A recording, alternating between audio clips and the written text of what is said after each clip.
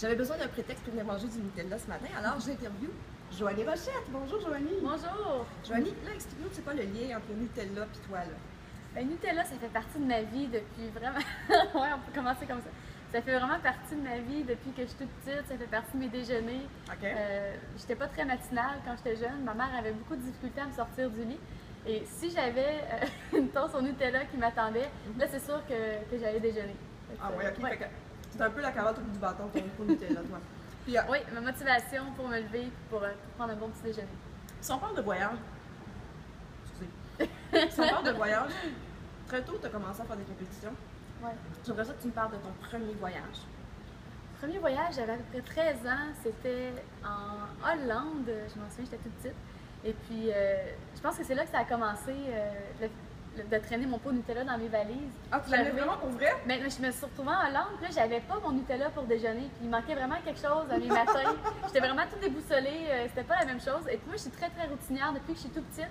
Je mange le même déjeuner, 2 toasts au Nutella avec 9 tranches de bananes, vraiment placées également sur ma... Précisément? Oui, précisément, il en rentre 9, comme 3 par 3 sur ma tranche. Donc, c'est mon déjeuner depuis que je suis toute petite. OK, je t'écoute. Hein? Puis, c'est bon, j'ai l'air vraiment motivée avec le pot de Nutella.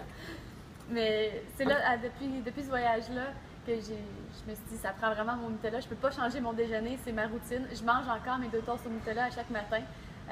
Fait que ça prend, quand je fais mes valises, la première chose que je mets dans mes valises, c'est mon pot de Nutella. Oui.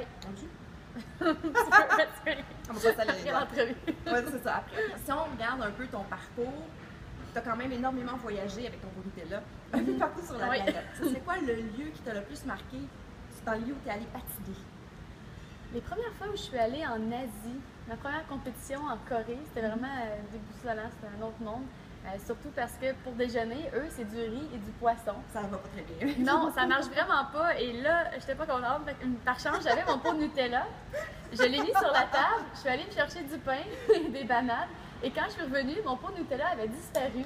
Non! Il y a un des serveurs qui a dû le voir, le ramasser. Il ne devait pas savoir ce que c'était. Et là, tous les patineurs m'ont aidé à chercher mon pot de Nutella dans le voyons. restaurant. Oui. En Corée. En Corée. Puis par la suite, tu as voyagé aussi un peu par toi-même, pas forcément avec les spectacles de patin, tout ça. Non, je voyageais aussi un peu par moi-même. Je suis allée au Rwanda récemment avec Right to Play. OK? C'est une organisation caritative. C'est vraiment intéressant de découvrir la culture, le pays, de visiter le musée du génocide aussi. C'est des choses qu'on n'a pas le temps de faire quand on voyage pour la compétition. On est tellement concentré sur le patinage que j'ai pas vraiment le temps de m'intéresser à autre chose. Ouais. Mais depuis que je fais des spectacles, maintenant je peux vraiment visiter les musées. Je suis allée à la muraille de Chine il n'y a pas longtemps. Donc c'est vraiment le fun de pouvoir sortir un petit peu de l'aréna et de l'hôtel. Comment tu t'es sentie quand tu es arrivée au Rwanda? C'était vraiment touchant parce que je connaissais pas beaucoup l'histoire. Bon, j'avais un peu vu le film Hôtel Rwanda, mais d'être là en vrai, puis de voir que c'est pas juste un film, que c'est la réalité, d'en apprendre un peu plus. Il y a notre chauffeur là-bas, lui qui a réussi à survivre au génocide, d'entendre son histoire, puis de quelqu'un qui l'a vraiment vécu. C'est vraiment un des voyages les plus touchants, les plus marquants que j'ai fait. Oui, clairement, tu reviens avec une autre perspective un peu, j'imagine. Oui, puis j'avais fait quelques voyages humanitaires avant les Olympiques de Vancouver, puis on dirait que c'est des voyages tellement vrais, tu sais, qui remettent les choses en place, puis on dirait que, bon, j'étais tellement stressée pour les Jeux Olympiques, Ah oui, c'est clair. on dirait que pour moi c'était la fin du monde, mais en voyant la réalité de ces gens-là, on dirait que ça remettait les choses à la bonne place, et ça Ça donnait m'a une autre relativisé perspective. en fait, oui, c'est ça. Vraiment, je pense que ça m'a aidé en préparation olympique à déstresser un peu, puis me dire, bon, j'ai la chance de patiner, il y en a qui n'ont même pas la chance de manger 3 repas par jour. C'est Donc clair. ça remettait les choses à la bonne place. Ouais. Puis si je te demande, ça va être quoi ton prochain voyage, ça serait où? Prochain voyage de rêve, ça serait dans un endroit chaud, parce qu'on voyage tout le temps dans des endroits froids pour le patinage. Mais hein. Tu sais, la Russie, les pays nordiques où il y a beaucoup de neige, surtout l'hiver, parce que les compétitions, les spectacles de patinage, c'est surtout l'hiver.